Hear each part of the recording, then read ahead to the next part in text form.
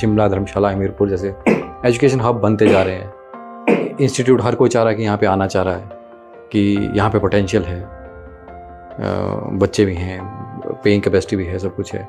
तो उसको कैसे देखते हैं आप उस चीज़ को? किस नंबर ऑफ स्टूडेंट को आप एजुकेशन हब बोलोगे?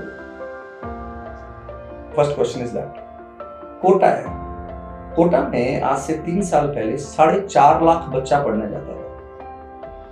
आप धर्मशाला, शिमला, हमीरपुर, सब जगह पर, मैं सिर्फ कोचिंग इंडस्ट्री की बात कर रहा हूँ। I'm not talking about school, colleges.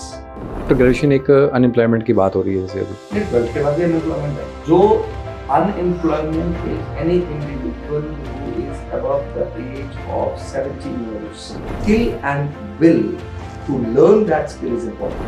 एक और चीज़ है सर, हम टाइम के साथ देख रहे हैं कि शिमला, धर्मशाला, हमीरपुर जैसे एजुकेशन हब बनते जा रहे हैं। इंस्टीट्यूट हर कोई चाह रहा है कि यहाँ पे आना चाह रहा है कि यहाँ पे पोटेंशियल है, बच्चे भी हैं, पेइंग कैपेसिटी भी है, सब कुछ है। तो उसको कैसे देखते हैं आप उस चीज़ को? देखो, एजुकेशन हब, मुझे नहीं मालूम कि ये टर्म, क्योंकि मैंने बहुत सारे लोगों को ये वर्ड यहाँ पे बोलते हुए सुना है कि एजुकेशन हब है, एजुकेशन हब है। अब किस नंबर ऑफ स्टूडेंट को आप एजुकेशन हब बोलोगे? First question is that. Kota है, कोटा में आज से 3 साल पहले 4.5 लाख बच्चा पढ़ने जाता था। आप धर्मशाला, शिमला, हमीरपुर, सब जगह पर, मैं सिर्फ कोचिंग इंडस्ट्री की बात कर रहा हूँ। I'm not talking about school, colleges. Education hub आप इस कंसेप्ट में बोल सकते हैं कि वहां पर आपके पास एजुकेशन के रिलेशन में जितनी भी चीजें हैं वो अवेलेबल हैं। लेकिन क्या उस तरीके की डिलीवरी है? क्या हम बाकी जो जगह हैं उसके साथ कंपीट कर पा रहे हैं? वो देखना जरूरी है। अगर हम ये वर्ड आज के डेट में यूज कर रहे हैं तो हम इसलिए यूज कर रहे हैं because there is a movement where people are staying in Himachal. और मेरा तो ये मानना है कि भाई आपको हिमाचल में रुकना चाहिए। आप हिमाचल की इकोनॉमी को ग्रो करने में हेल्प करते हो। अगर आप हिमाचल में एजुकेशन ले रहे हो तो you are actually paying here. तो ओवरऑल ग्रोथ जो है हिमाचल की वो ज्यादा होगी। अब अगर एक बच्चा फॉर एग्जांपल बाहर चला जाता है और वो बाहर जाके कहीं तैयारी करता है, he will spend around 2-3 lakh rupees in a year. अगर ऐसे हिमाचल से करीबन 10,000 बच्चा चला जाए तो आप उसको टोटल कर लो।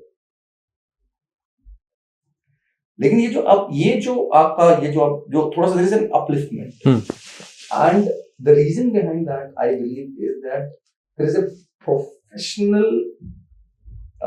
Attitude that have come in this place. Dharamshala हो गया, हमीरपुर हो गया, शिमला हो गया। जहां तक आपने ये बात बोली कि पोटेंशियल तो हर जगह पे है स्टूडेंट्स का, स्टूडेंट तो हर जगह है, ऐसा नहीं है कि नहीं। You will be surprised to know कि इंडिया में 12th के बाद कितना बच्चा पास होता है। कितना होता होगा आपके हिसाब से? एक साल में कितना बच्चा 12th करता है इंडिया से? 50 lakh. It is more than 1.25 crores. 1.25 crores. So if you are going to compare it with Himachal में तो बहुत minuscule number है। Yes. It is in lakhs, 1 lakh, 1.25 lakh, 1.5 lakh बच्चा होगा, 2 लाख हो जाएगा in proportion to the population। तो अगर उस हिसाब से हमारे एजुकेशन आप बोलेंगे कि, तो वैसा मुझे नहीं लगता है कि भाई हाँ, लेकिन ये है कि भी क्वालिटी बहुत अच्छी है, ये मैं आपको बोलूंगा। बिकॉज अगर आप रीसेंट रिजल्ट्स देखोगे, जो भी लोग यहाँ पर काम कर रहे हैं अलग अलग फील्ड्स में, कॉलेजेस में है, इसमें है, तो they are delivering great results, and they are able to deliver great results because they are able to maintain quality. Sir, वो एजुकेशन की बात आती है कि हम टॉप में हैं या अदर स्टेट्स हैं, तो क्या डिफरेंस आता है उसमें? किस चीज के लिए? मैं समझा नहीं। जैसे एजुकेशन की बात करते हैं कि हिमाचल एजुकेशन में सबसे अच्छा है, बढ़िया है, क्वालिटी ऑफ एजुकेशन नहीं ऐसा नहीं। देखो, एजुकेशन को अलग अलग पोर्शंस में डिवाइड करते हैं। ओके। एक नर्सरी एजुकेशन है, प्राइमरी एजुकेशन है, लिटरेसी रेट है, क्लास 12 है, आपका पोस्ट ग्रेजुएशन है, आपका अंडर ग्रेड है. So if you will ask me about undergrad, तो undergrad मतलब after class 12 if you are looking at engineering colleges, so एक आपका MIT है, एक आपका IIT मंडी है, जिसको आप वो प्रीमियर इंस्टीट्यूट बोल सकते हैं, और IIT मंडी को भी हम प्रीमियर इंस्टीट्यूट बोलते हैं क्योंकि उसके आगे IIT लगा है. NIT is actually, जिसको पहले रीजनल इंजीनियरिंग कॉलेज बोलते थे, तो one of the oldest institute premier. अच्छा, उसके अलावा अगर आप सोचने लगे इंजीनियरिंग, तो गवर्नमेंट इंजीनियरिंग कॉलेजेस तो हैं, लेकिन have we been able to uplift them to the level that we should be looking? और जो हमारे पास यहाँ पे बच्चा पढ़ रहा है, क्या हम उसको वो चीज दे पा रहे हैं कि वो कॉर्पोरेट्स में और इंडस्ट्रीज में जा सकता है? तो हम लोग, अगर मेरे को आप पूछो हिमाचल का undergrad, so I would say that not on the higher side. आप हिमाचल के मेडिकल कॉलेजेस हैं, IGMC है, आपका टांडा है, किसी को वो नहीं है, लेकिन आप अगर उनको कंपेयर करोगे बाहर जो मेडिकल इंस्टीट्यूशंस हैं, क्योंकि जब आप MBBS कंप्लीट करते हो तो you have to fight for your PGs, तो नंबर ऑफ सीट्स कम होती जाती हैं, तो आपको ये भी देखना जरूरी है. तो लेकिन अगर हम 12th तक बात करें, 12th तक, so yes we are quite brilliant. That is why जब यहां से स्टूडेंट 12th पास करके बाहर जाता है, बड़े इंस्टीट्यूशंस में पढ़ता है, किसी और पढ़ता है, तो they are able to deliver better results. Yes, मैं ये नहीं बोल रहा कि यहाँ जो पढ़ रहे हैं वो बेटर रिजल्ट्स नहीं दे रहे हैं, लेकिन हमें बहुत सारी चीजों, बहुत गैप है जो मैं ऑब्जर्व करता हूँ, या जो मुझे एक्सपीरियंस है, जो घूमे हैं थोड़ा बहुत, हम लाइफ देखी है, ह्यूज गैप होने लगे. फिर आ जाओ पोस्ट ग्रेजुएशन, तो 1.25 करोड़ बच्चा जो है वो आपका इंडिया में 12th पास करता है, और उससे करीबन 45 लाख बच्चा जो है वो आपका अंडरग्रेड में एडमिशन लेता है, अलग अलग कोर्सेज में, MBBS, engineering, law, accountancy, general academic, arts, bio, जो भी फील्ड्स हैं, होटल. 45 लाख, 60 लाख गया, 70 लाख गया. अब वो 70 लाख कहां गया? They are not taking admissions, and that is the first bottleneck of unemployment.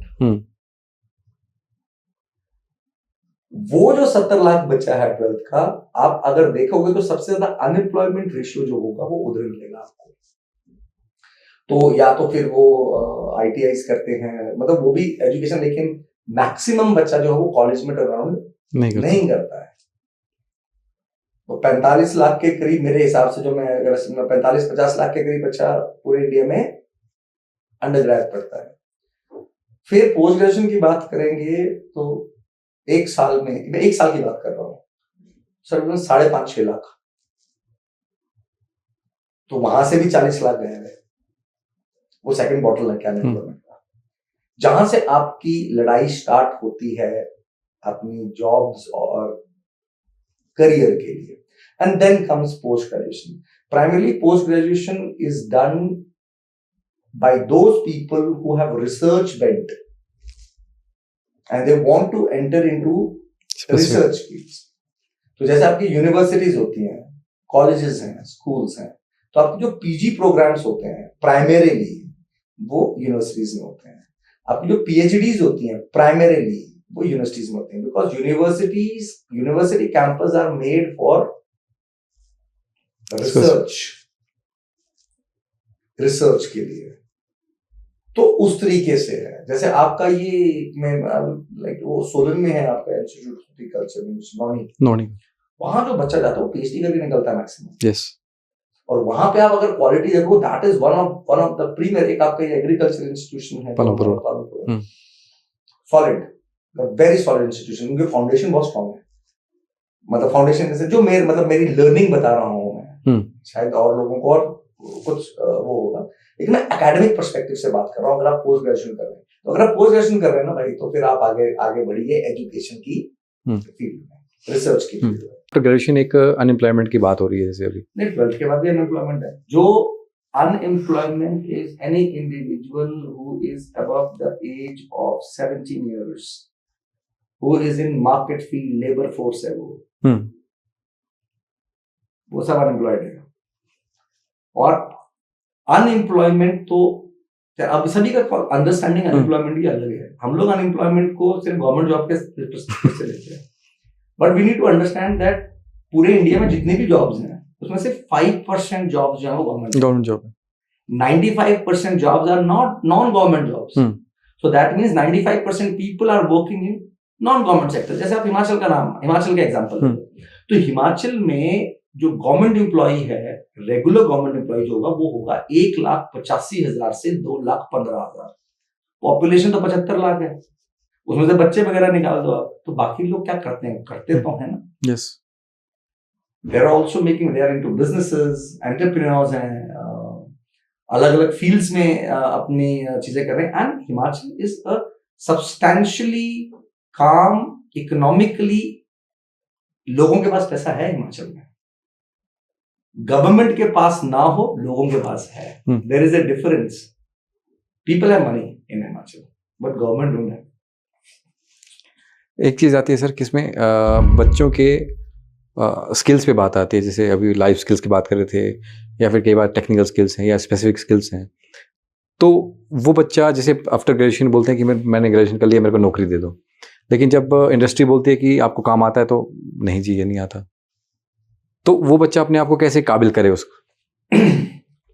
देखिए, ग्रेजुएशन तक तो 70% चीज खत्म हो चुकी है और इसीलिए अगर आप देखोगे तो ग्रेजुएशन के बाद बच्चा जो है वो ज्यादा टाइम दे रहा है जॉब करने के लिए। Why people are moving toward government jobs? Security. That is not the reason, they lack skills. I am not saying that government employees don't require skills, पर जो आपने बात की, अब गूगल है, माइक्रोसॉफ्ट है, वो कहीं से भी लोगों को उठाते हैं, they have skills. More than skill, will is important to gain that skill. कहीं ना कहीं हम लोगों को ये चीज भी रियलाइज करना जरूरी है, और skill and will to learn that skill is important, and to gain a skill it has nothing to do with age, but market forces want a particular age. आप कोई भी स्किल किसी भी एज में गेन कर सकते हो, set कर सकते हो, लेकिन वो स्किल की हाईएस्ट एफिशिएंसी कौन सी एज में होती है वो इम्पोर्टेंट है। तो कई लोग बोलते हैं हम तो किसी भी एज में सीख सकते हो, लेकिन क्या वो हाईएस्ट लेवल ऑफ एफिशिएंसी होगी? तो द आंसर इज नो। तो age becomes very important factor. इसीलिए अगर आप न्यू एजुकेशन पॉलिसी को अभी देखोगे तो गवर्नमेंट क्या कर रहा है कि 4 ईयर की डिग्री प्रोग्राम कर दिए और उसके साथ एक प्रोफेशनल डिग्री भी ऐड कर दी है। जैसे अगर किसी ने ग्रेजुएशन करनी है, बीए कर रहा है, तो साथ में you can do BEd also 4 years. पहले क्या होता है, बीए किया फिर बीएड कर रहे हो, फिर उसके लिए अलग एग्जाम दे रहे हो, फिर लोगों के बीच में बैठ रहे हो। लेकिन इस बार जैसे अभी जो एग्जाम होगा, सीयूटी का एग्जाम है, तो उसमें इंटीग्रेटेड प्रोग्राम्स है, बहुत सारे इंटीग्रेटेड प्रोग्राम्स है जो स्टूडेंट कर रहे हैं। लेकिन उसको अवेयर कराने के लिए पेरेंट जो है, they need to move out from their homes in class when your kid is in class 7th, 8th and 9th. Every year is important. Once take a professional advice for your kid. Take out 1 hour in 1 year and you will see that what impact you have made in his life. हम तब जागते हैं जब सब जाग रहे हैं। कई पेरेंट्स, मैं नहीं बोलूंगा, कई पेरेंट्स बहुत अवेयर हैं, लेकिन वो बहुत मिनिस्क्यूल नंबर है, मतलब वो बहुत एक्सेप्शंस है, नॉट इवन 1% है।